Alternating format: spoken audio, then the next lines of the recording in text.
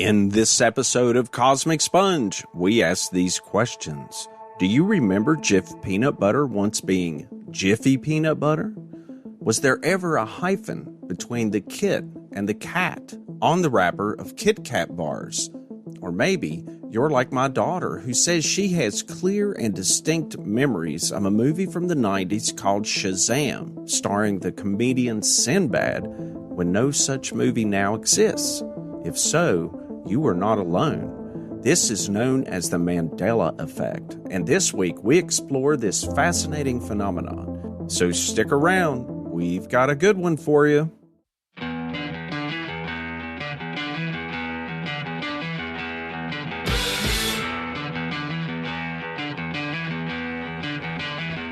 Welcome to Cosmic Sponge, the podcast where we discuss weird wonders in the world. I'm Stephen Hawk. And I'm Jimmy Coe. I was spacing out. What was up with that? I was reading my news article because I had to pick a new one because my other one made me sad. All right. Yeah, we couldn't do that one. No, it was too sad. Tonight, we are exploring the subject of the Mandela Effect. Now, maybe you've heard about this. This is where scores of people seem to have an alternate memory of a big event or simple things like the label on peanut butter. Lots of people say, no, it's not Jif, it's Jiffy. I remember it specifically. My mom gave me Jiffy on my peanut butter and jelly sandwiches. And it's called the Mandela Effect. We'll get into all that kind of stuff here in a few minutes. The causes, effect, where it came from. Hey, my mom did give me Jiffy. If you say so. In my dimension, choosy mothers choose Jif. And they always have. Not Jiffy. They've always chosen. They've always selected Jiffy. The Jiffy. Right. All right, man. But before we get into that, young James, what have you been into this week? So I was thinking back to a time when I was a kid and I was going to the beach. It was a beach on the Atlantic coast, but I was really excited because I was thinking about pirate treasure and the possibilities of finding pirate treasure. That particular year, did you buy you like a metal detector or something? Oh, I wanted one. I just didn't have the money for one. Yeah, I've always wanted one of those things. I'm going to get one. I've never gotten one. Well, I looked into them, but the rules for them, like the regulations by, the man, he's always pushing. There's regulations on owning a metal detector? And you can't use them just about anywhere in the state of West Virginia. Like if you're going, if you hunt for stuff on any property where it might be considered like historical, public land or something like that. Yeah, you can't. You can't retrieve anything of historical value, artifacts. And even on your own property, there's certain things that you're not allowed to dig up. And it's like, how do you know until you dig them up? So I don't know. Right. Everybody go check your local regulations. You know what I would say? To come and get me. Fine. Well, of course, if you found something, what would you do with it? I mean, if it was some rare treasure or something, right? Yeah, you got to pawn it on the black market. The fence for like Civil War era buttons. Woohoo! I made 32 cents this week. I'm sure there's a market for Civil War era buttons. Depends on if it's a uniform button or a pants button. In the reenactment community, I'm sure there is. Probably. This is an original button. Come off of a real Confederate soldier. 3 of these 42 buttons are real. Right. Anyway, back to my story. To your story before I rudely interrupted. So, as usual. That year, the thing that got me excited was I just seen the movie Goonies. Did you ever see that? Goonies. It's Goonies. Yeah, yes. One about a bunch of little kids and they find like a ship or something. They're going in a cave or something like that. Yeah, it has Sean Astin. It has Sean Astin, Josh Brolin, Corey Feldman. Right. Yeah, right. That little kid that was also in the Indiana Jones film, Indiana Jones 2, The Temple of Doom. He was really good in it.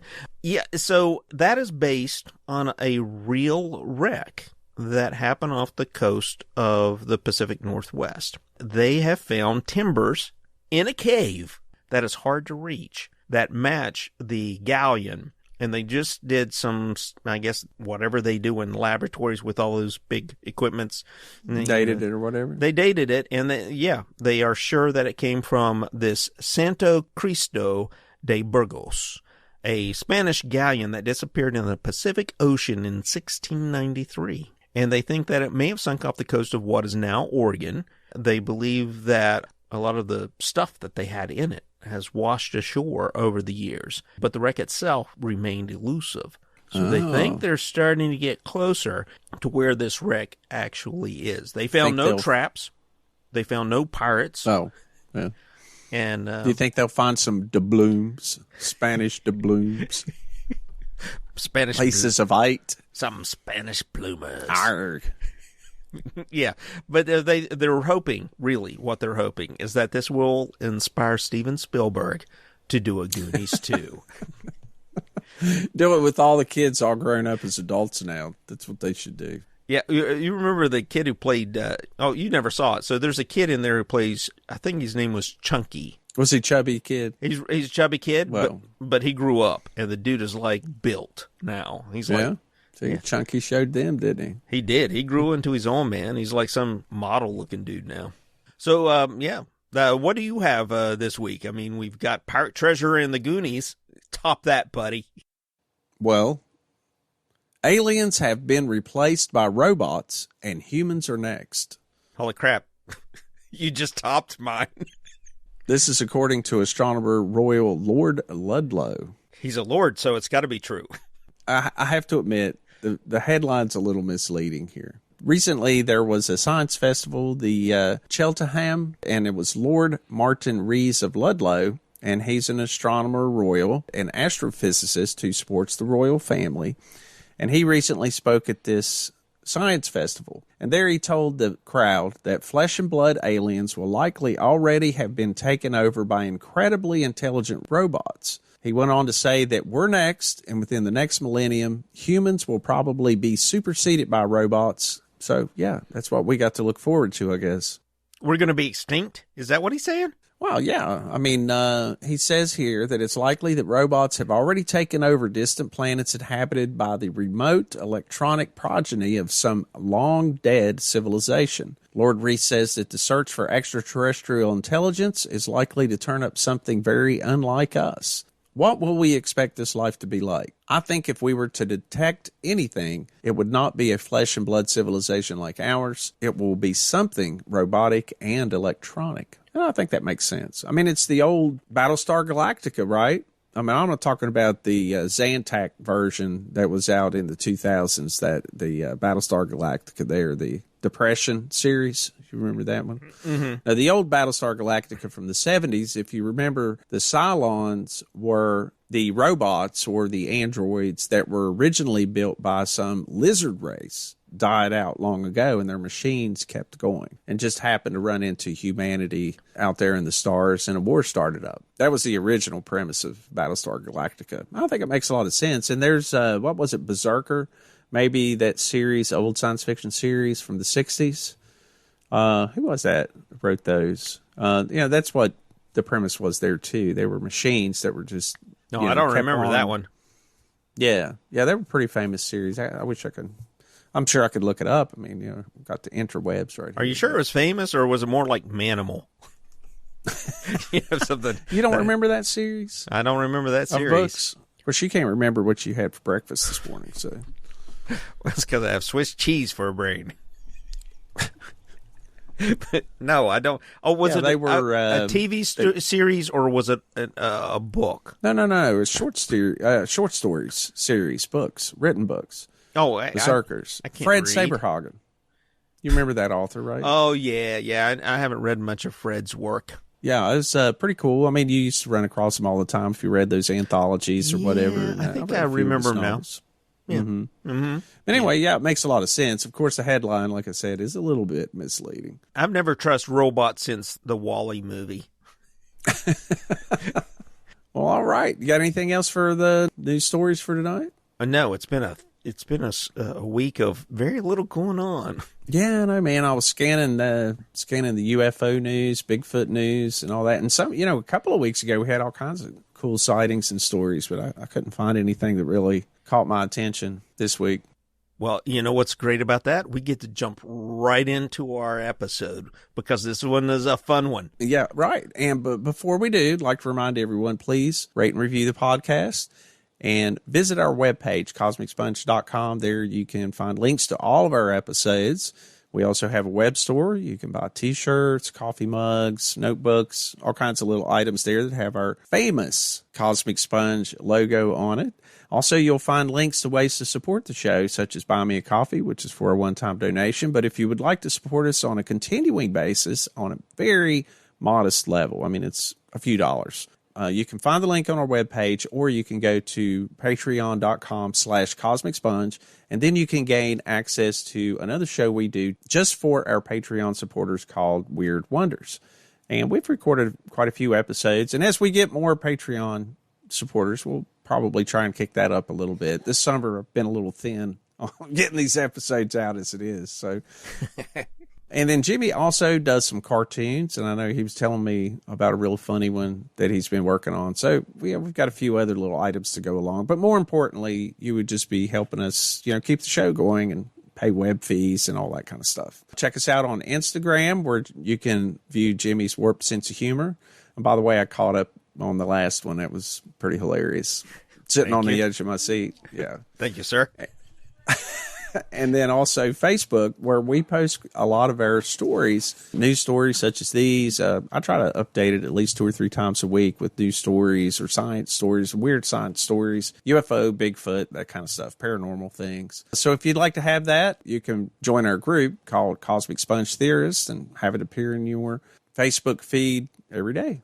Well, on to tonight's show. As we spoke in the beginning, this is the Mandela Effect. Jimmy, I know you've done a little bit of legwork on this, so how about kicking us off on what the Mandela Effect is all about? Shadow, the part-time ninja, wasn't just another cosplay attendee at the 2009 Dragon Con. He was an honest-to-God security guard by day and ninja warrior by night. Shadow stood guard just inside the door to the VIP room at Dragon Con. He listened intently to the paranormal celebrities as they discussed various topics, from telepathy to supernatural entities. He waited for a break in the conversation before chiming in with one of his own observations. It was just another way to practice his ninja techniques for blending into a crowd. Nonchalantly, as he eyed another group of non-threatening nerds wearing Ewok costumes at the end of the hallway, he offhandedly said, "You know, a lot of people think Nelson Mandela died in prison several years back. They claim it was on the news and his wife read the eulogy. Loads of people claim it happened, and yet it didn't. Domo arigato, Mr. Roboto."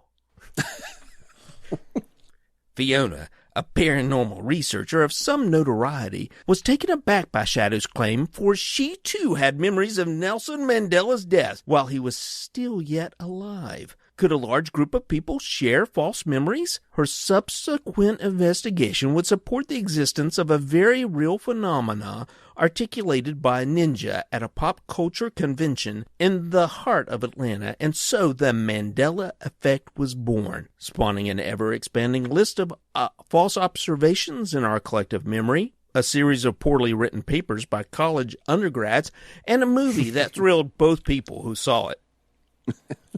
Now that we know it is something that actually happens, the question remains, what causes the Mandela Effect? I thought we would start by giving some concrete examples of this phenomena as a way to get everybody on the same wavelength in a fun way before talking about the proposed causes of the effect itself. Steve? And that actually happened. The guy's name was Shadow. Oh, yeah. Shadow. At the Dragon Con, he was a security guard, and he was the one that prompted Fiona Broome, a real paranormal writer, to coin this whole effect that is real, called the Mandela Effect.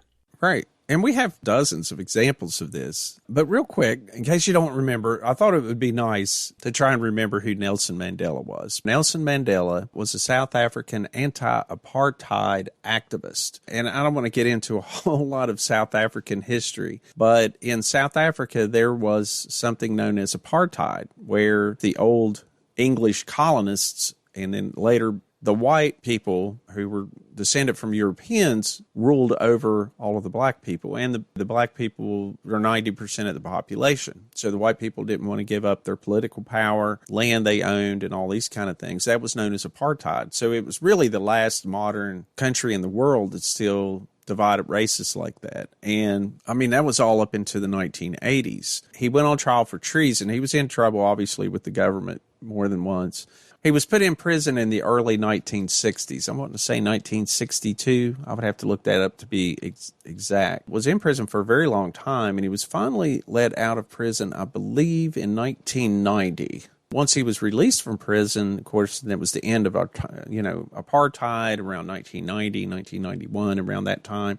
And he was elected president and served for a number of years. So that's who Nelson Mandela was. And then, of course, what we're talking about here is that once apartheid in the 80s became a thing, I can remember pretty clearly a lot of people talking about it again. This was like one of the last vestiges of this kind of racism existing in a modern nation. Then Nelson Mandela starts emerging, as a figure in this fight to end apartheid in South Africa. And then that's when some people, I guess when he was elected president maybe, or when he was released from prison, started thinking, oh no, man, I remember he died in prison. He died in prison. His wife gave the eulogy, all this kind of stuff, right? Yeah, that's how I remember it. I'm not kidding, man. That's how I remember it. I remember very clearly, and I remember when he actually died, I'm like, holy crap, I thought that dude was already dead. I sort of remember the news and remember the wife. I can even remember the wife very clearly in my mind, what she looked like and what she was wearing. And, I just can see her face, and what she was wearing. And I never went back to check to see if it was valid. The minute I heard Are you serious? I'm serious. I'm dead serious.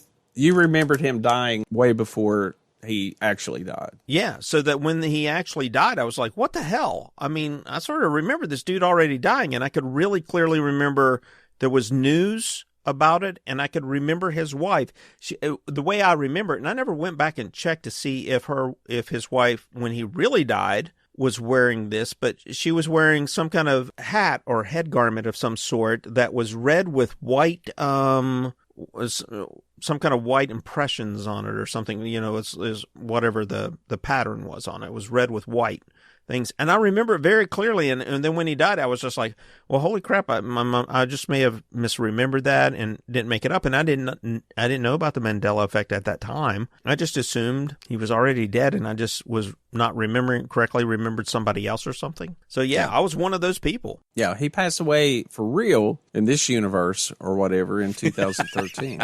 Right. That is where it comes from. And it comes from also this author, Fiona Broome. I went to her webpage just to check out this author, and she has written many books and contributed to a lot of books. She does a lot of ghost-type stories and books, like ghost hunting. But when I clicked on some of the books on her webpage, the links were dead. There was one like how-to guide, like ghost hunting and haunted cemeteries. But unfortunately, I get a picture of a dog that says, sorry, we can't find that page. So I'm not sure what that's all about. But I did find one of her books on Amazon that's called The Mandela Effect Theories and Explanations by Fiona Broome. And here's something that says in brackets right at the beginning of this, says, do not be fooled by those who want to hide the truth. The insights in this book are not available online, not since the Mandela Effect website was attacked by those who want to silence us. So apparently there are those that are working to discredit the Mandela Effect or to stop people from talking or theorizing about it, according to that. Ooh, a conspiracy. Another conspiracy, yeah. I mean, what is a good subject in this genre without a good conspiracy, a good cover-up conspiracy? Right. It's the Mr. Smiths from The Matrix. It's the... Exactly. It's the programmers. They're manipulating us. And in case you haven't quite gathered what exactly the Mandela Effect is, what are some that you come across? Let's go back, because there are dozens. You can find dozens of these on the internet. Okay, so everyone, I won't say everyone, many people have seen the movie Snow White by Walt Disney. All right. And what the one with the 9 dwarves. Right. So 9 dwarves. Who are the other 2? There was Slappy and Slappy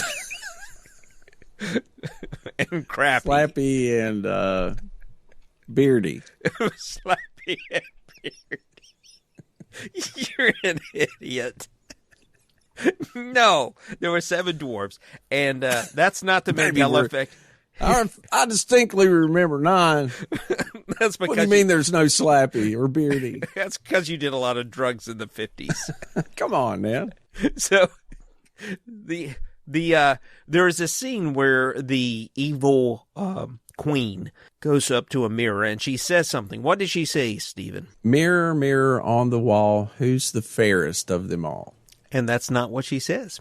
Well, what does she say? She says, magic mirror on the wall. Oh. Who's the fairest one of all? She doesn't say mirror, mirror on the wall? No, she does not. So that is a case of the Mandela effect, because a lot of people remember it, mirror, mirror on the wall. The same way that they remember that the witch in The Wizard of Oz says, fly, my pretties, fly. She doesn't say that. No, she doesn't say my pretties. I know that because my pretties are, when she's talking to Dorothy. Yeah. She says, it fly, fly, fly. Yeah. Yeah, so those are cases. Or Curious George. Everybody knows our little monkey from our children's books. Many people remember him having a tail. Of course he has a tail. He's a monkey. He didn't have a tail. What? Yes, go what to any one about? Of the Curious George books. He has no tail. You know what? There's a lot of these that are cartoon related. The Flintstones was not Flintstones. It was Flintstones. 2 T's no, I knew in it. that one. Flintstones. Yeah, Berenstain Bears, not Berenstein Yeah, Bears. now I've heard something about that. Go into that a little bit more. Yeah, so the Berenstain is how it's actually spelled. So those children's books with these bears who have their little adventures and talk and give you wholesome... do they do it in the woods? They definitely do it in the woods. This reminds me of a joke that Eddie Murphy told in his special, about the bear and the rabbit in the woods. The bear and rabbit are pooping in the woods, and the bear looks down at the rabbit and says, "Hey man, do you have trouble with poop sticking to your fur?" And the rabbit says, "Nope." So the bear picks the rabbit up and wipes his butt with it. I think I think that's in his Raw special. But all right, let's get back to the Bearstein. Right. It's not Bearstein or Bearstein. It's Bearstein. Stain, Stain, not Stain, Ein or Ien. It's Stain, Stain.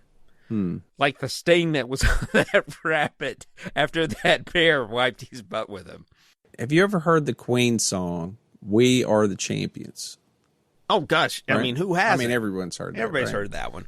At the very end of that song, it's like, "We are the champions." Okay, the very last part of the song, what's the last line of that song? Of the world. It is not. The hell you say. It just ends. It says, "We are the champions." And then it just ends. Well, maybe in your universe, but in my universe it ends with "We are." Yeah, but you are correct that a lot of people remember the last line of "the world" because, of course, that's repeated many times in the song itself. "We are the champions of the world." But in the very last line, he doesn't say "of the world," just "We are the champions," and the song ends. That's crazy. Yeah. Hey, when you grew up... That's the way a lot of people remember it, though. Yeah. Now, when you were growing up, did you watch cartoons on Saturday morning? Of course I did. Yeah. What are you talking about, man? Yeah, I mean, we all did. So, did you ever watch the Looney Tunes? Of course I did. Okay, spell Looney Tunes. Looney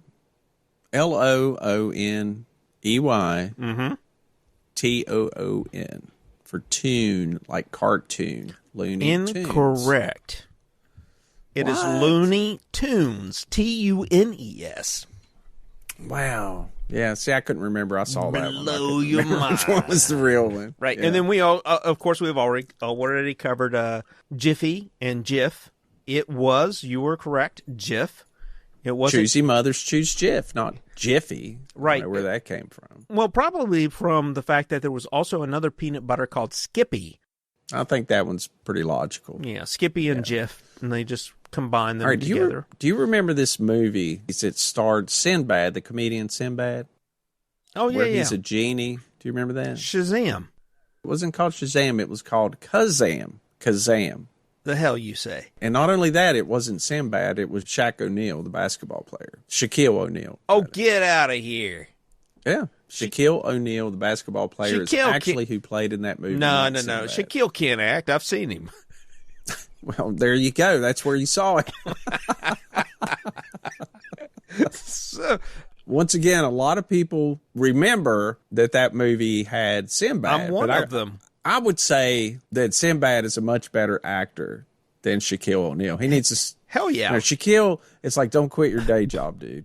But I love Shaquille. I'd still watch him in a movie. I'm not saying I don't like Shaquille O'Neal. But he's a funny, charismatic guy. I think you would have to say that Sinbad's a better actor. Oh, hell yeah. Hands down. Funny. I mean, that's what he does. Shaquille O'Neal's a basketball player. Right.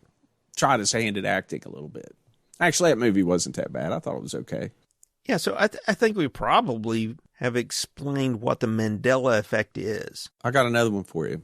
Oh, I'm on board for it. We could do these all days, but I got a good one for you. I think a lot of people, especially maybe our age group, are going to remember. Do you remember in the late 1980s, around 1989, there were some protests in China, and there was a man that defiantly stood in front of this column of tanks. Yeah. Do you remember that? And stopped all the tanks? Tiananmen Square, yeah. Exactly. Oddly enough, some people remember video footage of that man being run over by a tank. I am not one of those. To me, that's very odd because, of course, the man defiantly stopping the column of tanks was what kind of the big deal was. It was like, I'm not moving. And, of course, when the tank tried to go around him, he moves back in front of it. It was sort of like a massively brave and defiant move against this oppressive government. Well, not so oppressive government. The tank man is all we know, is he's known as. But some people swear they remember him actually being run over by that tank. No. So, he was yanked off the street and put in one of their re-education camps.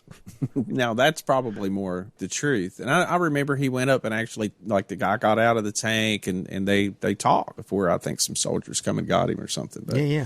Interesting, though. But, yeah, there are dozens of versions of this. Like, for instance, Star Wars, Empire Strikes Back. Well, spoiler alert. Really? So, I'm going to put my fingers in my ears. La, la, la, la, la, la, la, la. Right. A lot of people remember the line of Luke, I am your father, right? If you remember the line in the movie, I remember it because I've seen it like 200,000 times, but it's Darth Vader says to Luke, Obi-Wan never told you about your father. And then Luke says, he told me enough. He told me you killed him, right? Right. And then Darth Vader actually says, no, I am your father, right? And then everybody's like, yeah, right. He says it with that, no. Like he's hyperventilating, and then he said, I am your father. So that's the actual line. I think the reason everybody remembers Luke, I am your father, is because in other movies that kind of made fun of that. Like I remember, who was the guys that did the whole Great White North thing? I think on SCTV or something. They made a movie. They were like guys that drank a lot of beer. It was Rick Moranis, and I'm trying to remember the other guy's name. But anyway, they made a movie about Strange Brew. Yeah, that's it. That's and of a great course, film. He's got a hockey mask on and he goes, Luke, I am your father. I mean, that joke went on in a lot of movies, right? Yeah. And I think that's why that line is considered the one. Oh, it was in Tommy Boy too, right? Yeah, that's what I'm saying. Luke, I am your father. He's talking into the fan. Yeah. So everybody, I mean, they did that line in tons of movies when the actual line, of course, wasn't that in the movie, but you had to get the reference, Yeah. So why is this? Why do we have all of these strange memories? And we're talking groups of people say they remember the same thing. Nelson Mandela dying in prison many years before his actual death. As Jimmy says, he remembers. Do you really remember it that way? Yes. Yeah, I'm not bullshitting. That's exactly how I remember it, man. I was one of those people who remembered it in this weird way. And I don't know why, but I did. Well, let's try and dig into that. Why would that possibly be? Well, there have been several claims about what causes the Mandela effect. Let's just start and go through each one of them and then see where we fall on which one we believe is most likely. The first... Can I enter something before you go into your... Yeah. Obviously. Because sure. I did find something in the theories and explanations of the Mandela effect from Fiona Broome, the originator of the phrase, and I guess of the concept maybe even. We should listen to her. Yeah. For sure. She has a little introduction here. She says, this book contains over 500 theories and explanations, first-person comments left by visitors to the Mandela Effect site. I guess apparently before it was attacked. Did you say 500 theories? Mm-hmm. Holy crap, I only have like 4 or 5. If you continue into the book, and this is part of the introduction because I could just kind of look into the first few pages. Mm-hmm. She said for nearly 10 years, Fiona Broome's Mandela Effect website documented alternative memories. They're events that people recall often with startling consistency that do not match recorded history. When that website started, Fiona thought the only alternate memory was the death of Nelson Mandela in the late 20th century.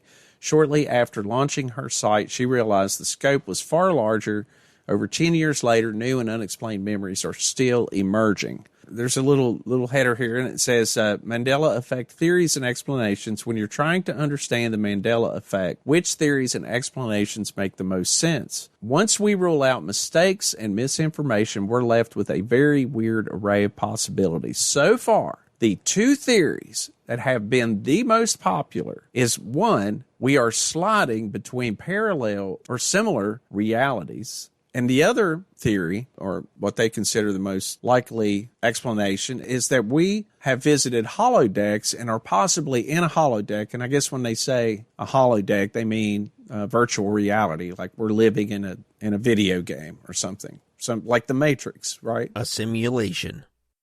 Right, a simulation, right? And there is a big theory out there right now about we could all be in a simulation, like the movie The Matrix, and that these alternate memories are actually glitches in the software, is why some people remember and some don't.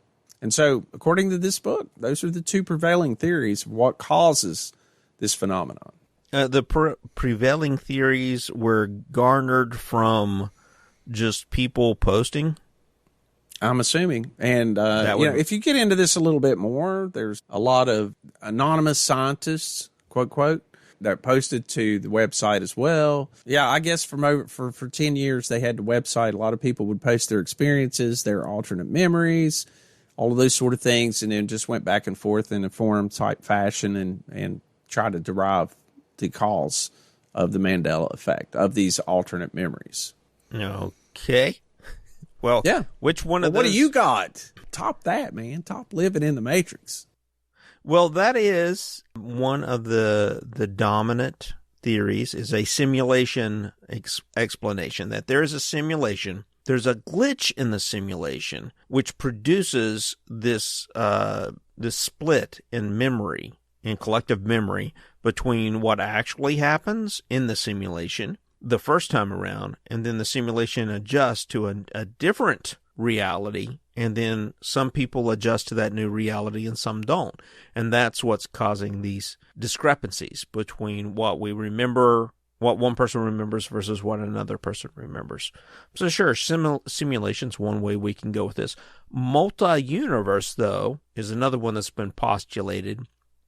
And physicists have, like Sean Carroll, a legitimate physicist, has postulated, amongst many others, that multiple universes exist and that there's bleed between the universes. Now, he doesn't postulate this, but people have proposed the theory that there's bleed between these 2 different universes. This is why we get these 2 different things happen. Like Mandela dies in prison and Mandela dies in 2013.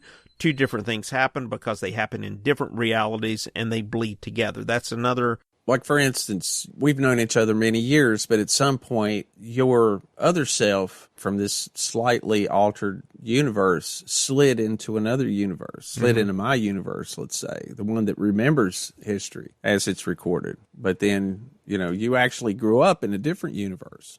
That's what you're saying. That's what I'm saying, but this is a misunderstanding of how quantum theory currently works, because if there are multi-universes, there is no communication between them whatsoever. So the scientists postulate that, yes, we can have multi-universes, but if we do, there is no communication between them. So I would say that from a scientific point of view, we have to throw that theory out the window.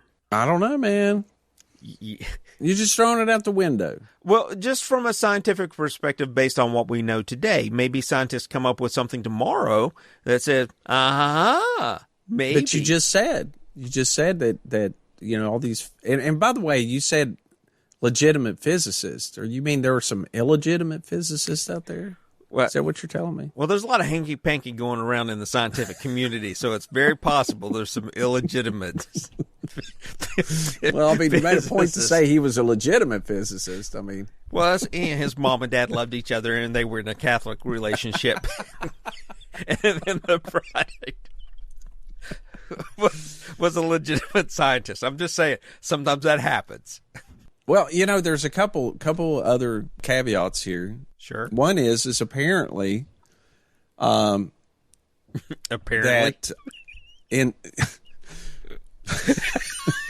interestingly, there are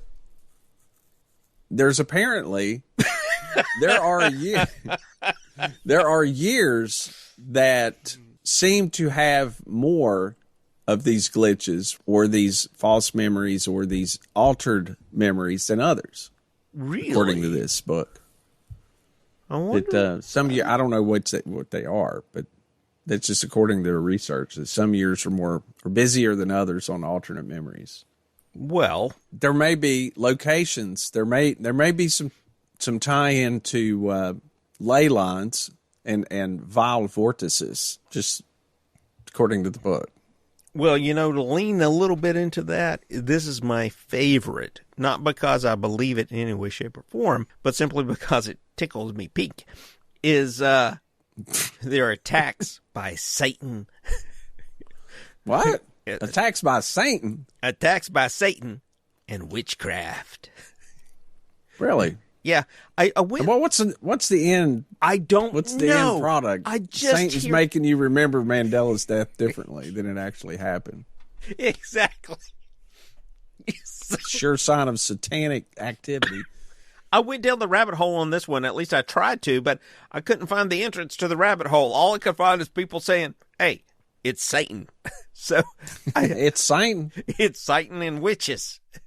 So I'm sure there's some reason for that. And listeners, if you know what it is, why Satan and witches are causing the Mandela effect, shoot us an email at firstcontact at cosmicsponge.com. Firstcontact at cosmicsponge.com. I want to hear this. But that's my favorite one. That's a pretty good one. Now, a few scientists who have privately, it says in parentheses, they have questioned whether certain quantum science tests, such as in the CERN laboratory, right? The giant particle accelerator. Yeah. Has somehow affected the fabric of our reality. So some people have been actually looking for this correlation between CERN activity and when the Mandela effect seemed to have happened. I mean, let's may as well blame this big particle accelerator because they're doing some big science there. That's probably it. It's always the white coats. They're always causing problems. In every movie I've ever seen, it's the scientist who's the jerk that messes it up for the rest of us. Some people think that there's someone changing the past for financial gain by altering the past and causing rifts, like they're time travelers. Have you ever thought of that? I haven't, but that makes a whole lot of sense. I could get on board. I don't know, but somehow some people can remember the past the way it's supposed to be, and some can't. I don't know. I have heard the theory that it is time travelers attempting to prevent paradoxes by manipulating the past. But then we got the same problem you talk about, that some people still remember it under scenario A and others remember it under scenario B. But only one of those is real in any given timeline, right? So I don't know. Exactly. Hurts my head to think about these things. I'd just rather watch Bill and Ted's Excellent Adventure and be done with it. Bill and Ted's actually made the podcast like twice in the past for like 4 episodes. They're awesome. And, you know, George Carlin in the first 2. Yeah. So that's, what more could you ask for? I want to see the new one. I've heard it's pretty good. Then you heard wrong. You heard so wrong. Oh, my God, it's terrible. It's terrible. Did you see it? I saw up to the point that I could stand it. And then I fast forward and watch another 15 minutes, and I was like, well, come on, man. You watch everything terrible. On fast forward. It's terrible. You watch it and let me know what you think. All right. I'm trying to save you from yourself, but I mean, if you're... Well, I'm going to watch it. I like the original ones, man. Of course I'm going to try it. Oh, you're going to really hate it. You hate everything, though. So, I mean, I take that with a grain of salt. I mean, you're like Stan on South Park. Fair everything enough. Sounds like, yeah. I'm with you there. You're like Mikey. He hates everything. Mikey likes everything. It's his brother Pete that doesn't like everything. Let me throw an idea at you. Do you have any more theories? I have one more, which is the one I believe in, but I mean, I want to hear yours. There is a phenomenon known as false memory. That's the one. Yep. What you're going to talk about? Certainly. And we've talked about this on the podcast before when we've talked about sightings, UFO sightings, other events. Human memory is very fallible. We've discovered that it's malleable. You can remember events differently than they actually occurred. This is a known fact. And there are some very interesting experiments that have been conducted to prove this. In a court of law, a witness's testimony is considered sacred, right? I saw this guy. He came in, robbed the bank. I'll never forget a face, and that was the guy. Yeah, can you point to the man sitting in the courtroom? And he points at the guy sitting at the table. And then, too, a lot of police officers will question people in something like a bank robbery where there's multiple witnesses. If there's 13 witnesses, they'll get 13 different stories sometimes. They'll get 13 different descriptions. I mean, there's been tons of people in the Freedom Project. Is it called the Freedom Project, I think? Where they've been analyzing DNA and stuff. And, I mean, dozens of people have been released from prison because now that we can analyze DNA, have discovered, no, that's not the person that perpetuated that crime. It was someone else, even though that witness swears up and down that was the person. Yeah, you'll hear people all the time say stuff like, yeah, everybody from the Bronx looks the same. So, Jimmy. the point of that guy looks the same as the other guy I saw in the Bronx. He must be the guy, the culprit, the criminal that did the thing. So memory is fallible. Definitely. There is some pretty cool experiments that have been done to exhibit this. And I will say, I remembered an event in my own life differently. Until someone pointed out what actually happened, I couldn't remember it that way. I remembered it a different way for years. But once they reminded me, no, man, this is where it happened, then suddenly I remembered that they were right. I was wrong all those years. I remembered it a certain way. And none of us want to think that's true, that can happen, right? That I remember that. I remember just like it happened yesterday. Well, probably not. Yeah. Probably not. Yeah, so the research for this episode was fascinating in one sense because I get the chance to go and look at scientific papers on how memory is stored and how we do the recall of memory. So I always thought that when you're thinking about memory, like when you're recalling something that happened in your past, you're just playing a movie that's sort of stored on your hard drive. Your hard drive's your brain. You're just storing a movie. You're playing a movie that's just sitting there. But it's not exactly right. What happens is that it reconstructs the entire movie from the individual pieces. So, for example, if the movie is... give me a movie that probably everybody knows. Jurassic Park. That's a pretty common movie, right? Yeah, that's a good one. So if it's a scene from Jurassic Park where I'm playing it Spoiler alert, in case you haven't seen it. Yeah, if you haven't seen it, the lawyer gets eaten. And let's do that one because I love lawyers getting eaten because it makes me happy. So, all right, just a little aside here. I read the novel by Michael Crichton. Yeah. The lawyer is actually the hero of the novel. Oh, that just makes me so sad. I'm so happy that Stephen Spielberg... He's a cool lawyer, though. Not all lawyers are bad. So you say. So anyway, the T-Rex in the movies actually eats the lawyer. If you were to play that back the way I thought about it, it would be like playing back the movie. You're playing back the whole thing. But that's not what happens.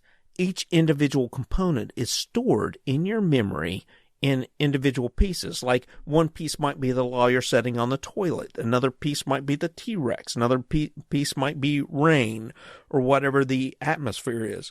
Another piece might be the sound. What it does is when you're recalling this, it gets each one of those individual pieces, puts together the movie, and then plays it. So that's how memory works.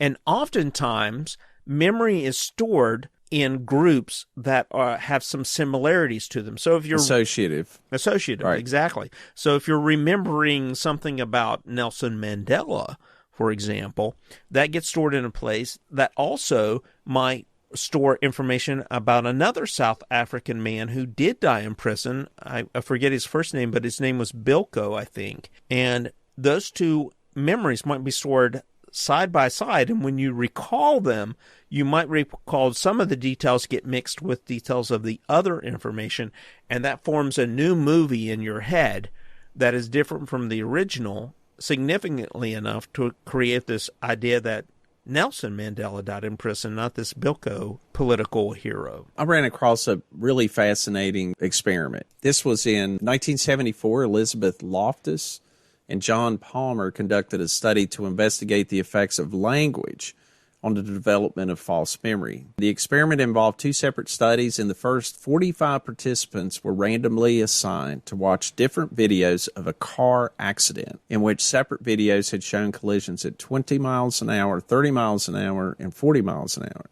Afterwards, the participants filled out a survey. The survey asked the question about how fast were the cars going when they smashed into each other. The question always asked the same thing, except the verb used to describe the collision varied. Rather than saying smashed, other verbs included bumped, collided, hit, or contacted, right? So it changes your perception of it. So I've watched 3 different videos of these cars coming together, right? Mm-hmm. Now, if I use the word crash, the estimates that each person gives are higher than if you say bumped, which are lower. Or if you just say came in contact, that's a very neutral way of saying it. So it actually affected the way people remembered the videos based on the language of the question. Well, it's almost like leading. It's leading the participants in coming up with the response. Because if you, like you said, I mean, bump does mean something different from crash. One's more severe than the other. So you're leading the person in the test to answer a specific way. Yeah. And again, this plays into, not to start a whole nother subject, but this sort of thing leads into police investigation. I mean, really, language matters. The way a police officer, maybe they have a suspect and they're convinced this guy committed the crime and they're telling the witness. They can lead that witness into believing that's the person. It's very easy to do that just based on language, body language, all these things. Yeah, you ask a question when you stole the Twizzlers, why did you pick the red ones? When this guy right here in this picture stole the Twizzlers, what did he look like? Yeah. And he stole Twizzlers in the past, so is this the guy? Is this the guy? I mean, the guy that I'm showing you here, is this the same guy that's in the thing? Because, I mean, they look a lot alike, don't they? I mean, they both look like they eat Twizzlers. Well, here's another good one. Just to take it one step further, I get your point. You know, you could say, okay, well, that's language, that's leading. But back to memory, in none of the videos that showed the two cars coming together, in any of the videos, there was no glass broken in the windows of the vehicles, okay? Mm-hmm. None of them had glass broken. But if you said crashed, or even stronger words in this research, people would remember seeing broken glass. But if you said bumped, they wouldn't. So basically what you're saying is that we're really shitty at observation. We're bad at remembering things. At recall. Yeah, we're bad at observation. Yeah. And that's even in a relaxed environment where you're probably being told, I want you to watch these videos and try and remember everything. Now put yourself in some kind of situation where there are real stresses on you. Yeah. Yeah, and heightened awareness and all that. But, we're just, I mean, it's something I've always known, especially, like I said, after I had experienced it myself. And a lot of times and of course, what we're talking about here is the Mandela Effect, and it really has nothing to do with trauma or any of those kind of things. But it just, again, it's just memory is not very reliable, especially if it's memory trying to remember events from the past.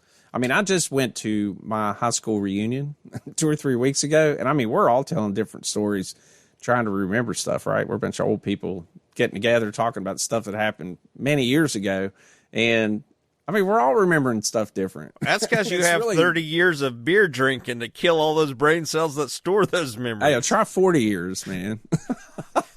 I'll give you the benefit of the doubt. Actually, you were a slow student. You didn't graduate. That's why I was saying many years and things like that. I didn't want to get too specific. You were a slow student. You didn't graduate until you were 28. Oh, okay. Right. Right. So, I mean, that's just an example how fallible memory is. Yeah, so if I had to choose between the ones we've suggested here and the ones that were popular on Fiona Broom's website, if I had to select from all of those, false memory is the one I'm going with. It seems to be the one that makes the most sense, but I mean, you can't rule out the fact that maybe some time travelers trying to manipulate the markets. Okay, if time travel is possible, which I think it is possible, the way we described it in our time travel episode, and maybe someday, many, many years, they'll figure out a way to travel through space and time somehow. Yeah. I just think if something were being changed, if time was being changed, if I'm suddenly in a different timeline and the past have changed, I wouldn't remember the other past unless somehow I wasn't affected by that change in time. And the only way that would happen, right, is if I'm part of it somehow. I don't know. My head hurts thinking about all that. Yeah, I don't like thinking about it either. So I'm going to share with you my memory, my weird memory I had. Oh, this should be good. So me and my cousin and I were riding bicycles. Mm-hmm. We're kids. I'm teenagers, actually. And we're riding bicycles, and my cousin's doing he's like sliding around in gravels or doing, being real rough on his bicycle. And I made a very famous last line. That's why I remembered it so well. I said, if you take care of your bicycle, it'll last as long as mine has, because mine was old as shit, I guess. And I pop a wheelie, and my wheel flies out from under it, right? The front wheel. Like when I pull the bicycle off the ground, the tire continues to roll in a different direction than the bicycle is.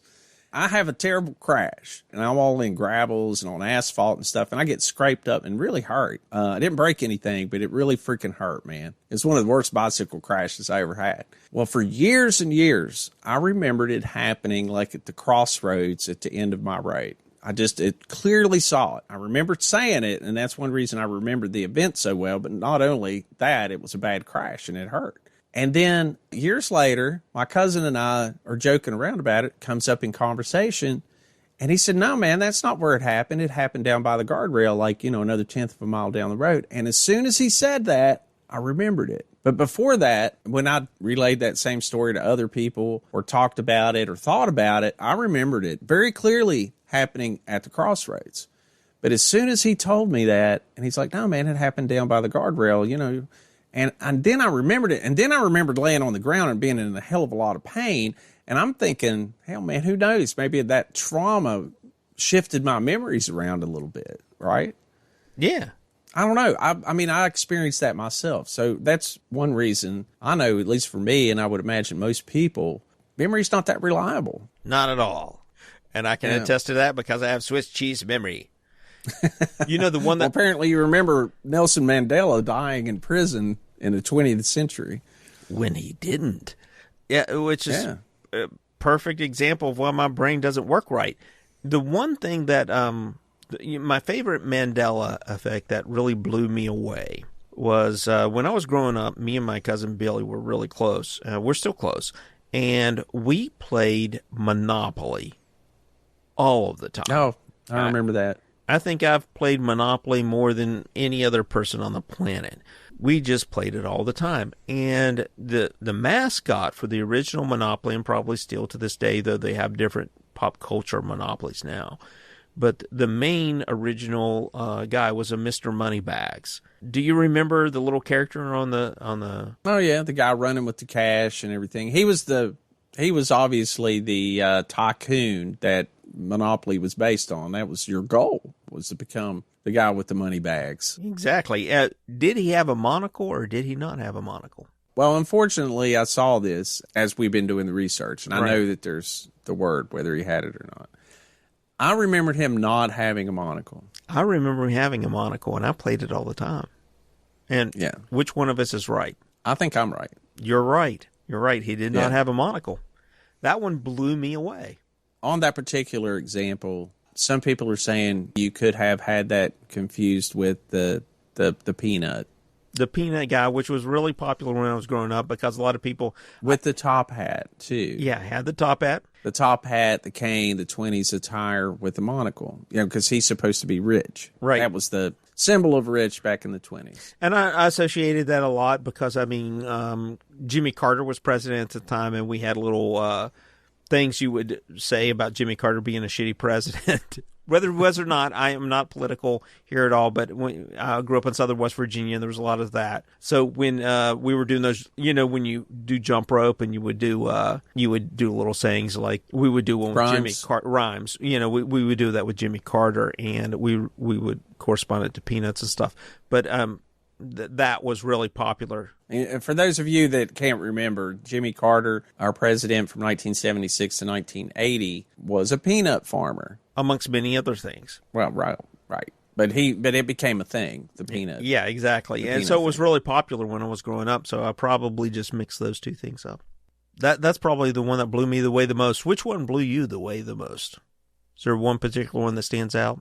Weirdly enough, I didn't come across any of these, not to pretend I have any kind of perfect memory, but there was absolutely nothing that blew me away at all. Most of these, either I couldn't remember one way or the other, like the tail on the monkey. It didn't blow me away because I just couldn't remember it well enough to remember. Things like the Bernstein Bears or Bernstein Bears, not familiar enough with those. I know Oscar Mayer, some people remember it being spelled M-E-Y-E-R, I guess. Mm-hmm. Myers. I remember it as it's spelled today, M-A-Y-E-R. Yeah, that one I remembered the same way. I just think it's people thinking it should be spelled that way. But I mean, when I grew up, there was like, you know, my baloney has a first name. It's O-S-C-A-R. You know, that's funny. That's the Jimmy Carter song. Name. Yeah.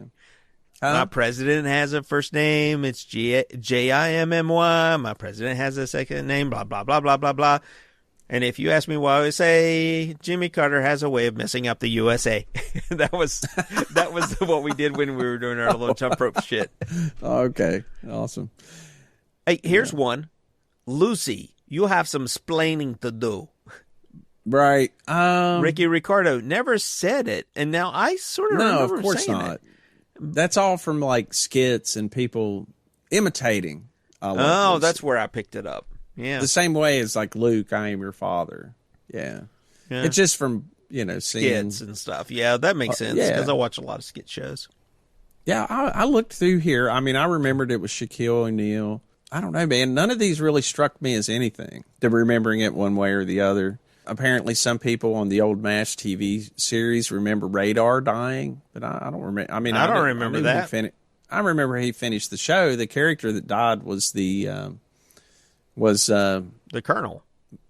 Yeah, McLean. The first Colonel. McLean Stevens or whatever played the part. Yeah, the first Colonel. Yeah, he dies on the way back home on the plane. Yeah. And they get the news in the OR.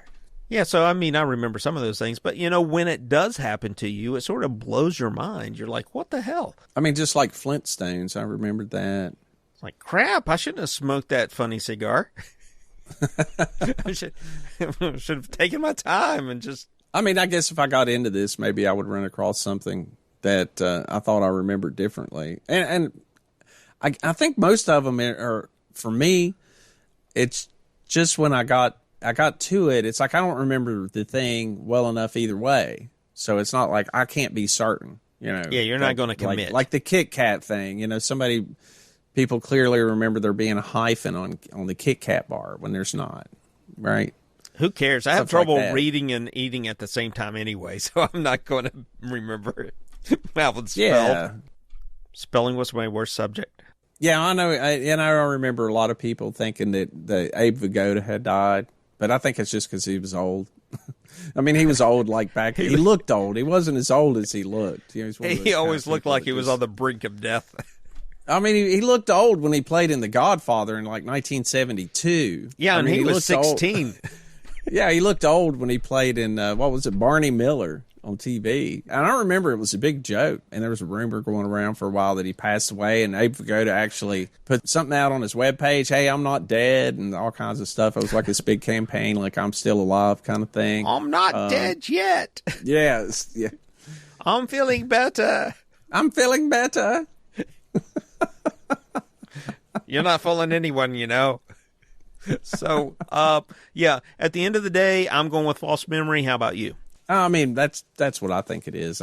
It's just a clear case of just remembering things differently than they actually are. And, of course, we're always going to have paranormal people. And, I mean, it's a weird feeling, I'm sure, and a weird effect whenever, just like for me in my own personal life, to remember that bicycle accident differently after recalling that for years, thinking of it happening a certain way, and to have that sudden realization that no, it didn't happen that way. It happened this way. Just by experiencing it myself, I think in my 20s probably has led me to realize that it's so easy to misremember things. Yep. Well, that's pretty. But it was fun looking at them, I think. Oh, for sure. That's pretty. I mean, this lady Fiona Broom has published many books on it. And more power to her, man. And apparently 500 comments before someone tried to silence them and shut down their Mandela Effect website or something, where all these comments and ideas were coming in. Oh, for sure. I mean, you have that stuff happen all the time when you don't pay your bill to the web server that you've got your stuff hosted on. Well, whatever happened. Whatever happened, I'm not saying one way or another. What was it? One of our web pages, one of our band pages years ago got hacked by Russians or something. Remember that? Oh yeah, yeah. A little. So I mean, it happens. Websites get hacked. I mean, yeah, there's nothing you can do about it. It's like we still love you, Vlad. Thanks for only charging us half price to get our website back up. Yeah, right. We appreciate you. In our case, maybe they were trying to silence us, considering it was a music website. Your music sucks. Yeah. Stop playing music. Well, all right, man. I think that is going to do it for me on the Mandela Effect. What do you think? Yep, I think I'm done. Not too much here, but it was a lot of fun, and I did enjoy going down memory lane or Miss Memory Lane. Right. That was pretty cool. Remember the Mandela death incorrectly. I like reading about memory experiments and that sort of thing. I've seen a few documentaries on it, and I always find that fascinating. There was one that I saw within the past year on false memory, and they brought the subject in. She was young, maybe like a freshman or sophomore in college. And of course, it's some psychology, maybe graduate student or somebody that was doing this. I don't remember. And of course, they're always brought in for these tests under other pretenses, like, hey, we're going to check your reflexes or something, right? And they're not going to tell you they're testing your memory, right? We're going to check your reflexes. Let's put these notes on your brain. Well, you know what I'm saying. I mean, it's like they always tell them it's about something else. So that they're, That's why they go for freshmen. Yeah, well, yeah. So whenever they're going through, they ask the girl to like talk about her time in school or like high school or something like that, and she's going through the whole story about something, and then the psychologist, whoever's conducting the test, interrupts her and says, "You got in a little bit of trouble back then, didn't you?" Like that. And the girl turns her head and it's like, oh, I don't know, I don't remember.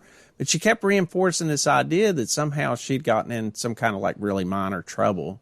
And then afterwards, when she's talking about it, she includes that. She's like, suddenly now she remembers that she got into a little bit of trouble, and then asked to describe it, and she can describe like a story of something they did or whatever. I don't remember the specifics of it, but I found that very interesting that they were able to make a suggestion that they got into a little bit of trouble when they were a teenager or something, and then the next thing you know, they've invented this whole memory of how they got in trouble. Yeah, now that I know that, anytime somebody tries to suggest that I did something I didn't do, or maybe even did do, I'm going to say, stop messing me with your mind tricks.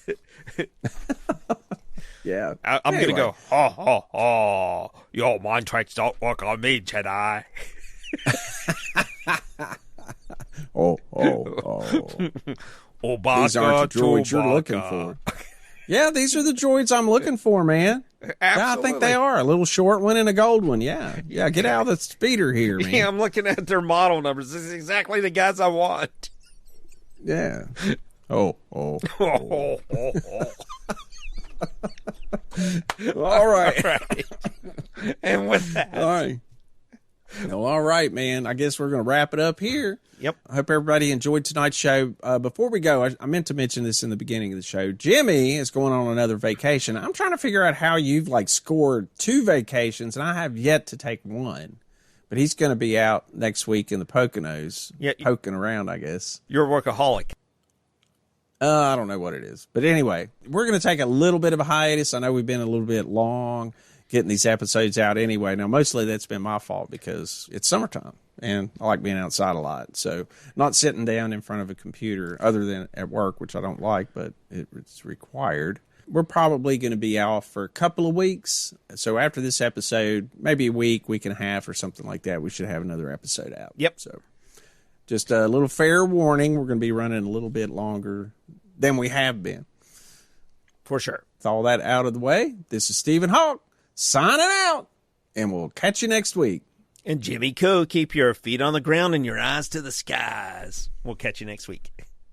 Or not next week, some week after next week. We'll catch you in the future. Yeah. You remember that time? No. We were I don't remember. Got in a little trouble back then, dude. Got in a whole lot of trouble. See, there's this Bigfoot, and I didn't know that you had to have a license to shoot him. Oh, yeah, that's right. Yeah. And now I got a head melted on a wall. It's a little creepy over here. I'm just saying, people don't like to hang out. You do have a giant Bigfoot in your basement right now. I do. I'm taking him to the mounted Bigfoot. I'm taking him to the Poconos with me. I'm going to take some pictures.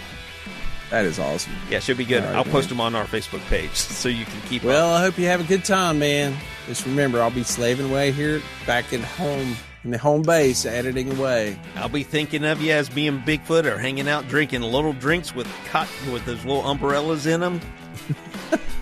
There you go. That make you see UFOs. Yeah, I hope so. Yep. If you do, be sure and capture it. Jimmy is taking his film gear with him, so rooting to get us a good UFO from the Poconos. Will do. All right, man. All right, later. Bye. That's all for this week's episode of Cosmic Sponge. Please don't forget to rate and review us wherever you listen. It helps others find the show. If you have any questions or have a story you'd like to share, you can contact us using our email account at firstcontact@cosmicsponge.com. If you'd like to support the show, consider becoming a Patreon at patreon.com/cosmicsponge, where you get access to exclusive content, including our Weird Wonders news and stories released every week. To explore everything Cosmic Sponge has to offer, including other ways to support the show, head on over to our website at www.cosmicsponge.com. Thanks again for listening, and we'll see you next week.